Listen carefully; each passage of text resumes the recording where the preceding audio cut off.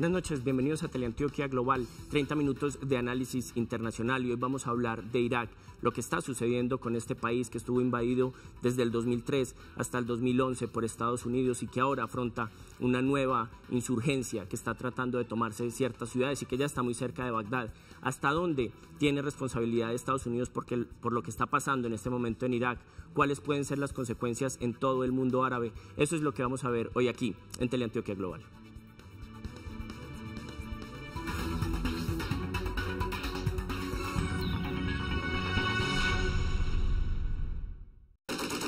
La toma de la ciudad de Mosul al norte de Irak por solo 800 insurgentes del Grupo Estado Islámico de Irak y el Levante, ISIS por sus siglas en inglés, que derrotaron e hicieron desertar a 30.000 integrantes del ejército oficial, dejó en evidencia la debilidad del Estado iraquí y puso en duda la frase de Barack Obama, que a la retirada de las tropas estadounidenses en 2011 afirmó que Irak es un país soberano, estable y capaz de valerse por sí solo.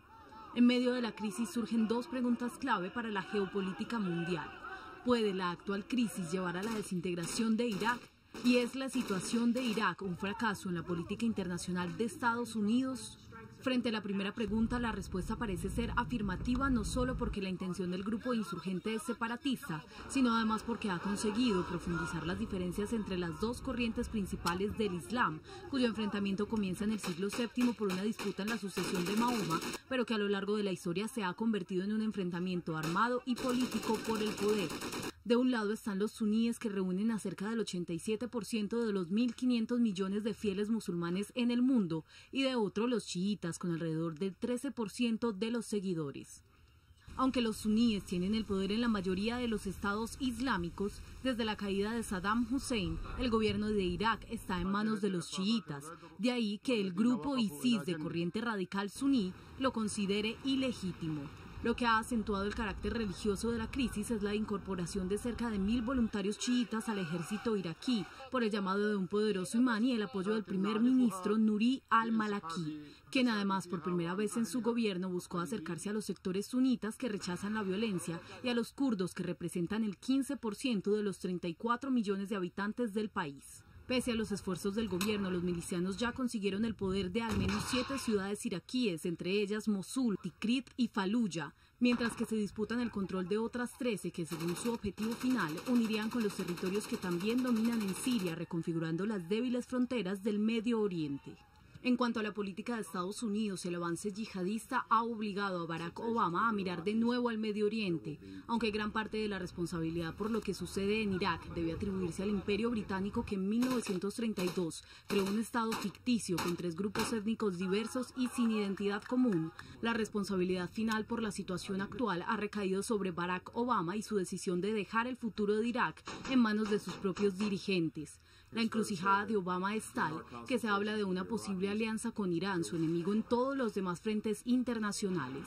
Para Obama, regresar las tropas estadounidenses al país de Saddam Hussein sería aceptar que la decisión de retirarlas en 2011 fue un error y estaría en contravía de su política de no intervención en terreno. Pero no enviarlas lo haría para muchos el responsable de la que la ONU califica como una catástrofe humanitaria que ya deja 1 millón de desplazados y centenares de muertos. Ninguna de las dos decisiones conseguirá ahorrarle el descrédito internacional en caso de que el Estado iraquí se disuelva y los yihadistas logren su proyecto de crear un nuevo Estado sunita en la cuna del mundo. Lo que está ocurriendo en Irak tiene antecedentes históricos. Este país es el punto donde se han dado muchas de las batallas de las dos visiones que tiene el Islam, pero además, por supuesto, es un asunto geopolítico en donde tiene mucha importancia el asunto económico. Para entender mejor lo que está ocurriendo en Irak, nos acompaña hoy el profesor Miguel Silva de la Universidad Pontificia Bolivariana. Profesor, buenas noches, bienvenido a Teleantioquia Global. Buenas noches, muchas gracias por su invitación. Profesor, ¿qué es lo que está sucediendo en Irak? Se está fragmentando. Algunos analistas incluso dicen que Irak, como lo conocemos hoy en día, parece estar llegando a su fin. ¿Cómo definiríamos lo que está ocurriendo en estos momentos en Irak? Yo creo que es la sumatoria de muchos elementos que coinciden para un escenario de desequilibrio en el territorio de lo que hoy conocemos como Irak. Primer elemento importante tiene que ver con la diversidad que hay al interior de este territorio. Se crea un Estado, o Irak se crea como un Estado a partir de diferentes retazos religiosos y culturales que se mantienen unidos a la fuerza, un poco copiando la idea de crear un Estado-nación que supere esas diferencias religiosas de un corte muy occidental, pero no se han logrado superar esas diferencias. Se construye un Estado sobre unas diferencias y eso es lo que hace que tras la intervención de los Estados Unidos en el 2003, lo que salga a flote sean precisamente esas diferencias, unas diferencias que tienen raíces históricas, pero que también se reeditan en un contexto del siglo XXI en el que es cada vez más difícil poner un orden en términos internacionales. Claro.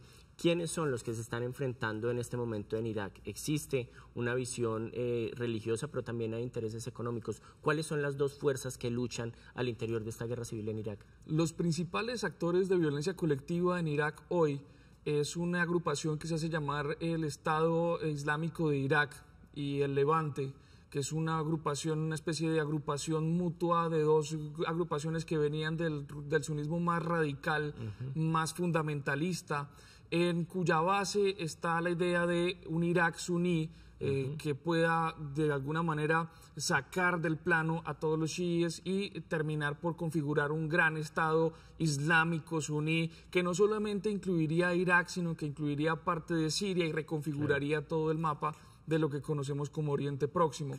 En esa medida, este es uno de los principales actores de violencia colectiva y vienen teniendo éxito, sobre todo por una capacidad de infringir violencia y terrorismo de una manera mucho más sangrienta que el mismo Al-Qaeda. Esto es lo que le ha garantizado un poco el éxito, una victoria rápida y de hecho, si usted revisa hoy lo que sucede en Irak, casi que ya podríamos estar hablando de una amenaza directa sobre Bagdad y la posibilidad de toma del Estado directo. Es decir, no es una amenaza menor lo que representa este Estado Islámico de Irak y el Levante.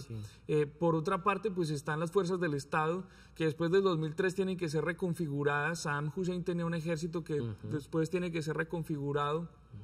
Tiene que dar respuesta a esta nueva realidad del nuevo Irak y son esas fuerzas que han sido incapaces de dar respuesta a esta amenaza que se configura. Es importante aquí hacer un paréntesis porque usted toca un tema que es muy importante geopolíticamente hablando en el mundo árabe y es la diferencia de estas dos visiones del Islam, los chiíes y los suníes. Aquí estamos hablando de una organización suní que intenta crear, como usted muy bien lo dice, un Estado suní. ¿Cuáles son básicamente las diferencias entre estas dos visiones del Islam? En términos generales no son mayores las diferencias ni son de fondos entre suníes y chiíes. Las diferencias más radicales están entre los fundamentalismos tanto chií como suní. Ahí es donde están las diferencias de fondo. Para los suníes se trata de una interpretación diferente que tienen los chiíes de la Sharia y de la ley islámica. En este sentido, pues de lo que se trata es de una disputa por sucesiones, por un asunto cultural, también religioso. Algunas prácticas cambian. Si uno mira cómo se comporta el sunismo en Arabia Saudí, por ejemplo, es mucho más conservador que en otras partes del mundo. Ambos son internacionalistas. El chiismo también tiene una agenda internacional que encabeza en este momento de Irán. Entonces, claro, si uno lo mira desde una perspectiva geopolítica, si lo mira desde una perspectiva que vaya un poco un marco mucho más amplio, pues las diferencias no son sustanciales. Hay unas diferencias que sí se marcan en términos de identidad y que son remarcadas frecuentemente por los extremistas, tanto chiíes como suníes. Ahí es donde está el punto más complicado. Pero la situación y la ubicación tan geoestratégica de Irak hace que, bueno, además esté al lado de Siria, uno de los países, si no el más, uno de los de mayor conflicto en este momento en el mundo árabe, casi que es uno de los rezagos de esa primavera árabe del 2011. ¿Cómo puede afectar este conflicto al vecindario y en general a la geopolítica del Medio Oriente, que además tiene una profunda influencia en la economía mundial con el tema petrolero?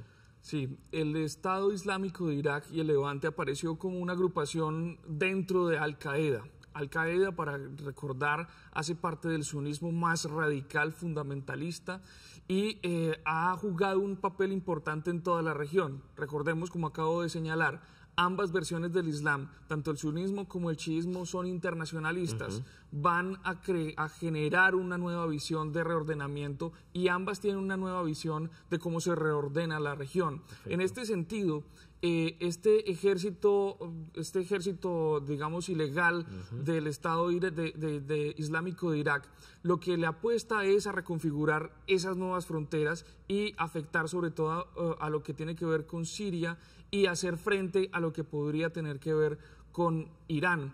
Esto es importante tenerlo en cuenta, sobre todo porque en Irak más del 70% de la población hoy es chiita, Sí. Y había sido mantenida, digamos, contenida por Saddam Hussein, y Saddam Hussein había gobernado con una minoría suní.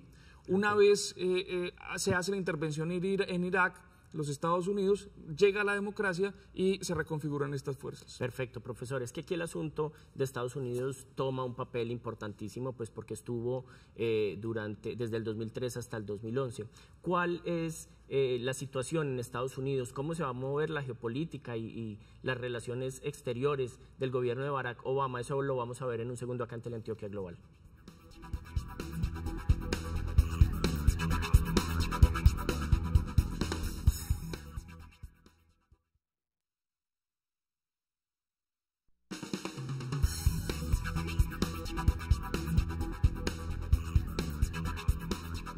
Sin duda uno de los protagonistas principales en esta situación de Irak es Estados Unidos y el gobierno de Barack Obama. ¿Cómo se está viviendo en la política interna de Washington lo que sucede en Irak? Para eso nos acompaña justamente desde Washington el periodista Julio Marenco. Julio, ¿cómo estás? Muchísimas gracias por acompañarnos acá en Teleantioquia Global. Gracias a ti por invitarme. Bueno, Julio, cuéntame, ¿cómo se está viviendo en Washington lo que está pasando en Irak? Recordemos que Obama inició la salida de las tropas en el 2011, la culminó, y en este momento se culpa también de la desestabilización del país a lo que ocurrió durante esa invasión, una invasión muy extensa. ¿Cómo lo está viviendo la política en Washington y qué plantea Obama? Bueno, hay una máxima en política que se dice que toda política es doméstica independientemente de esta decide. Esta se realiza a cabo a miles de kilómetros de distancia. En ese sentido, obviamente la oposición republicana ha aprovechado este momento para reprocharle al presidente Barack Obama las mismas dudas que ellos tuvieron en el año 2011 cuando el presidente anunció ese retiro de tropas después de que fue imposible llegar a un acuerdo de cooperación con el gobierno del presidente Nouri al-Maliki. Sin embargo, también se reconoce que gran parte de la culpa de esta crisis actual se le debe precisamente a las posiciones sectarias de al-Maliki. Es una persona de creencia chiita, una de las dos grandes ramas del Islam, y se le critica mucho, no solo en Washington, sino directamente también en Bagdad, que el atender únicamente a las facciones de chiitas pro-iraníes y no tratar de crear un gobierno de coalición junto con los otros dos grandes grupos, los chiitas y los kurdos, fue lo que ha llevado a esta situación. Sí. Bueno, Julio, pero hay un asunto importante justo en este momento de la política interna de Washington, donde Obama parece tan complicado con su política exterior. Obama tendría un interés de enviar tropas, además de tratar de solucionar este problema sin llevar más allá el conflicto. Está como entre la espada y la pared, pareciera. Pues tú lo has dicho bien, el presidente está, pues obviamente, si Bagdad, la capital, llega a caer en manos de las milicias de ISIS, como se le conoce a este grupo por sus siglas en inglés, obviamente sería un foco de inestabilidad en toda la región y una amenaza directa para la seguridad nacional de los Estados Unidos. Pero al mismo tiempo el presidente está batallando también con una opinión pública que está totalmente en contra de que Estados Unidos se involucre directamente con tropas en el terreno. De ahí que también esta semana pude cubrir una audiencia en el Senado en la que el jefe de las Fuerzas Armadas, el general Martin Dempsey, decía que es una situación tan volátil que se está moviendo con tal velocidad que es prácticamente imposible determinar incluso objetivos claros para ataques aéreos. Esa sería principalmente la razón por la que todavía no los hemos visto, porque ya los pidió directamente el gobierno de Nouri al-Maliki. El presidente dijo que cualquier acción iba a ser realizada en coordinación con el gobierno iraquí, pero en el terreno la situación es sumamente difícil. También tomamos en cuenta que Estados Unidos tampoco tiene demasiados agentes de inteligencia dentro de Irak para saber en qué momento se podría atacar sin que de alguna manera se estuviera haciendo todavía más daño del que ya se le hizo por parte de estas milicias sunitas al ejército iraquí, o también crear nuevas víctimas civiles inocentes, tomando en cuenta que estas fuerzas se están moviendo y retrocediendo con cuestión de horas. Que la situación es bastante complicada, como tú lo has dicho muy bien, el presidente está entre la espada y la pared. Perfecto, Julio. Muchísimas gracias por acompañarnos esta noche en Teleantioquia Global, por darnos esa claridad sobre lo que está ocurriendo en Washington y por una preocupación que es evidente de la política internacional. Muchísimas gracias. Es Julio Marenco desde Washington. Con mucho gusto. Gracias. Bueno, profesor Silva, lo que vemos es que en Washington hay una preocupación muy fuerte. Es decir, Irak está entre las prioridades de la política exterior norteamericana. Si uno ve los periódicos, las revistas, el New York Times, el Washington Post, la revista Time, incluso de esta semana, titula El fin de Irak. Es decir, hay una preocupación muy fuerte sobre lo que está ocurriendo. Pero al mismo tiempo Estados Unidos parece estar maniatado en una posible acción. ¿Cómo lo ve usted? Sí, sin duda está cosechando una serie de errores que vienen incluso desde antes del 2003, pero muy visiblemente desde la intervención del 2003.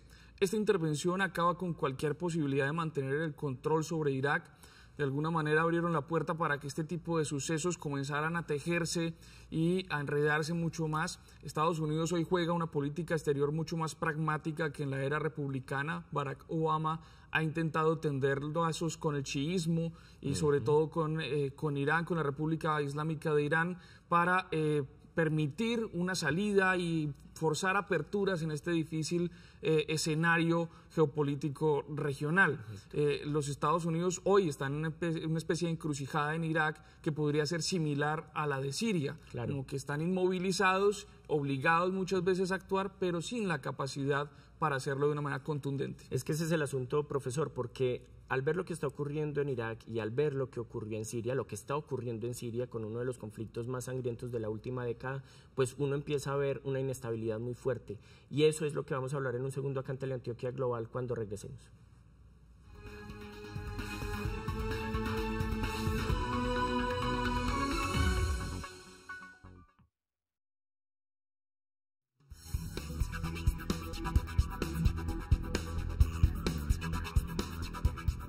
Por la ubicación de Irak, por su fortaleza económica, por su suelo petrolero, pues lo que ocurre ahí desestabiliza toda la geopolítica, todo el asunto mundial de las relaciones exteriores. Profesor Silva, lo que está ocurriendo durante tantos años con ese coletazo de la primavera árabe en Siria, que finalmente Estados Unidos no interviene, casi que en una lucha de poderes también entre Putin y Obama, ahora con esto de Irak, parece que el Medio Oriente está sufriendo como un temblor muy fuerte, que con esto Irak puede escalar más adelante. Sin duda es una región que está pasando por un momento bastante complicado. Gran parte, insisto, de la responsabilidad de lo que sucede hoy tiene que ver con esas intervenciones irresponsables tras los atentados del 11 de septiembre que finalmente generaron una condición mucho más inmanejable para los Estados Unidos. El Irak de hoy es mucho más inmanejable para el presidente Barack Obama, produce una serie de elementos como este Estado Islámico de Irak, que es brutalmente mucho más destructivo que Al-Qaeda. De hecho, como lo hemos señalado hace un momento, Al-Qaeda rechazó que esta parte hiciera parte de ellos mismos, claro, por los métodos que utiliza. Eso es increíble, es decir, su violencia es tan extrema que la misma Al-Qaeda, se han dado crucifixiones, se han dado decapitaciones, se han dado una serie de maltratos y de asesinatos de niños, a tal punto que Al-Qaeda misma dice que esto es un grupo que se le ha salido de las manos. Es decir, ¿cuál será el nivel de violencia de este grupo desde que Al-Qaeda lo rechace? Sí, casi que han hecho sonrojar a los más fundamentalistas y extremistas dentro del sunismo. Esto puede preocuparnos mucho más, sobre todo, como señalábamos hace un rato, si logran capturar la capital de Bagdad y preguntarnos si los Estados Unidos hoy está en capacidad de intervenir. Recordemos que de un tiempo para acá los Estados Unidos viene con una presión fiscal muy fuerte, reduce su presupuesto militar y hace que asuntos como el de Irak tengan que depender de intervenciones multilaterales y de otro tipo de elementos. Los Estados Unidos hoy no tienen una capacidad visible para intervenir de manera directa y arreglar lo que descompuso desde el 2003. Claro, a Obama se le ha criticado mucho su política exterior. los republicanos aseguran que es una política muy blanda, que en comparación, bueno, pues a las políticas intervencionistas de George Bush, pues Estados Unidos parece haberse alejado. En esto también influye la situación económica. Estados Unidos no podía seguir en un desgaste a este ritmo con intervenciones como la de Irak o como la de Afganistán. Entonces, ¿hacia dónde puede llevar esto? ¿Cree usted que se den algunas coaliciones que busquen acuerdos con la OTAN o incluso con la ONU mismo? ¿Cómo puede ser una intervención a gran escala en Irak? Sí, no solo es una política blanda, como señalarían los republicanos, sino que yo señalaría que es más bien una política mucho más pragmática, claro, buscando resultados. Por eso se está acercando a Irán, tratando de recomponer esas relaciones tan complejas con el chiismo, tratando de tener puentes de entendimiento, cosa que no hicieron los republicanos y que en realidad en gran parte son responsables de lo que sucede hoy en esa región del mundo por una política exterior moralizada que emprendieron en la cabeza del gobierno de George Bush hijo, sí, cuando se entendía las relaciones internacionales como un asunto moral. Hoy estamos ante un escenario de capacidades precisamente. Los Estados Unidos hoy no tienen la capacidad para intervenir solo, no lo va a hacer luego de haber salido en el 2011. La pregunta es dónde están los demás y dónde están los demás poderes y cuáles son sus responsabilidades. A mí siempre me llama la atención, claro, los Estados Unidos fue el que comete el error en 2003 y desequilibra el asunto, pero ¿dónde están las otras potencias? ¿Cuáles son los reclamos hacia las otras potencias? Rusia, la Rusia de Putin casi que siempre sale invicto y limpio, lavándose las manos de este tipo de situaciones. Bueno, profesor, a manera de conclusión, ¿puede esto llevar a una fragmentación de Irak, a la creación de un nuevo Estado? ¿O cuál puede ser el fin de lo que estamos viendo que escala de una manera muy acelerada por la violencia misma? Lo que vemos es que el ejército de Irak se enfrenta con una proporción de 12.000, 13.000 frente a 1.000, pero la violencia de esos 1.000 es tanta que ellos huyen. Entonces, esa fragmentación se puede dar, se puede acabar Irak como lo conocemos actualmente. Aquí yo creo que la preocupación de fondo no es tanto si Irak desaparece o no. Creo que la pregunta o la situación de fondo tendría que ver con las implicaciones de esa fractura de Irak, sí, ¿cierto? Porque una fractura de estas magnitudes tendría que ver con Turquía, tendría que ver con Siria, tendría que ver con Irán, tendría que ver con la misma Arabia Saudí, tendría que ver con diferentes escenarios mucho más complejos, porque en caso de que se fragmente no se va a fragmentar en dos, se va a fragmentar posiblemente en 3 o 4 partes que van a afectar directamente a otros poderes y tengamos presente que estamos hablando de poderes menores, estamos hablando de Turquía, que es hoy un gran poder en toda la región, un gran poder incluso para Europa, la puerta de entrada hacia Europa, y lo mismo podría suceder con Irán, la repercusión que esto podría tener en términos del chiismo a nivel internacional. Perfecto, profesor Miguel Silva, muchísimas gracias. Mucho gusto. Por la claridad de sus argumentos, espero poderlo tener de nuevo acá en Teleantioquia Global. Muchas gracias, así será. Bueno, nosotros acá en Teleantioquia tenemos una mirada global.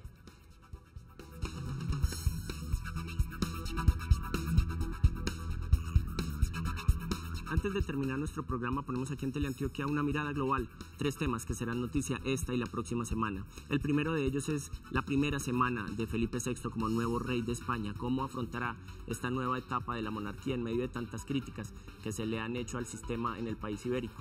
El segundo tema es la deuda externa en Argentina, este país del sur que ha tenido tantos problemas con su economía en los últimos tiempos. A pesar de la evolución y del pago juicioso que se ha hecho de la deuda, hay nuevamente inconvenientes. ¿Hasta dónde puede llegar esta crisis en el gobierno de Cristina Fernández de Kirchner? Y el tercer tema es lo que está ocurriendo alrededor de las filas del chavismo, luego de la salida de un ministro del gabinete de Nicolás Maduro que aseguró que el presidente no tiene la misma solidez ni la misma influencia de poder que tenía su antecesor Hugo Chávez. Eso es todo por hoy. Recuerden, nos vemos dentro de 8 días, el miércoles, aquí a las 9:30 de la noche, Teleantioquia Global. Más análisis, mayor profundidad y nuevos invitados. Buenas noches.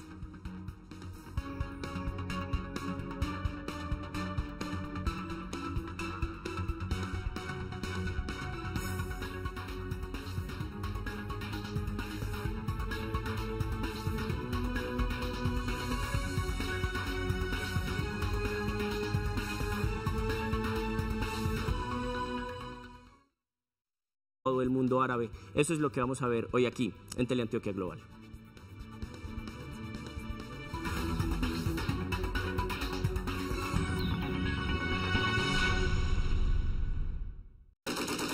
toma de la ciudad de Mosul al norte de Irak por solo 800 insurgentes del grupo Estado Islámico de Irak y el Levante, ISIS por sus siglas en inglés, que derrotaron e hicieron desertar a 30.000 integrantes del ejército oficial, dejó en evidencia la debilidad del Estado iraquí y puso en duda la frase de Barack Obama, que a la retirada de las tropas estadounidenses en 2011 afirmó que Irak es un país.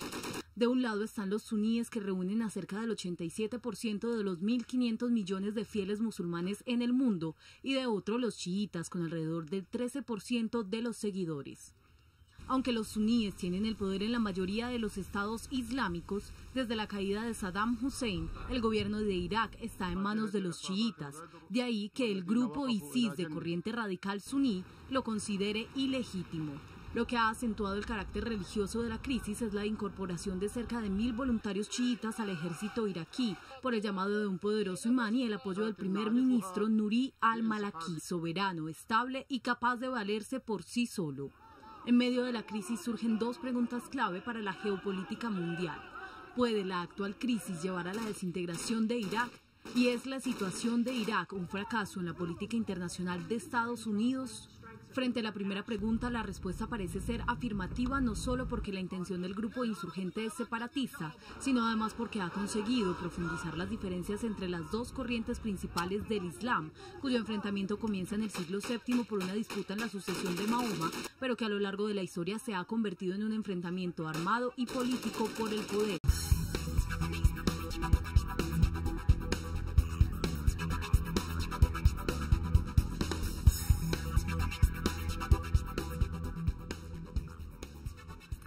Buenas noches, bienvenidos a Teleantioquia Global, 30 minutos de análisis internacional, y hoy vamos a hablar de Irak, lo que está sucediendo con este país que estuvo invadido desde el 2003 hasta el 2011 por Estados Unidos y que ahora afronta una nueva insurgencia que está tratando de tomarse ciertas ciudades y que ya está muy cerca de Bagdad. ¿Hasta dónde tiene responsabilidad de Estados Unidos por lo que está pasando en este momento en Irak? ¿Cuáles pueden ser las consecuencias en todo? Quien además por primera vez en su gobierno buscó acercarse a los sectores sunitas que rechazan la violencia y a los kurdos, que representan el 15% de los 34 millones de habitantes del país. Pese a los esfuerzos del gobierno, los milicianos ya consiguieron el poder de al menos 7 ciudades iraquíes, entre ellas Mosul, Tikrit y Faluya, mientras que se disputan el control de otras 13 que, según su objetivo final, unirían con los territorios que también dominan en Siria, reconfigurando las débiles fronteras del Medio Oriente. En cuanto a la política de Estados Unidos, el avance yihadista ha obligado a Barack Obama a mirar de nuevo al Medio Oriente, aunque gran parte de la responsabilidad por lo que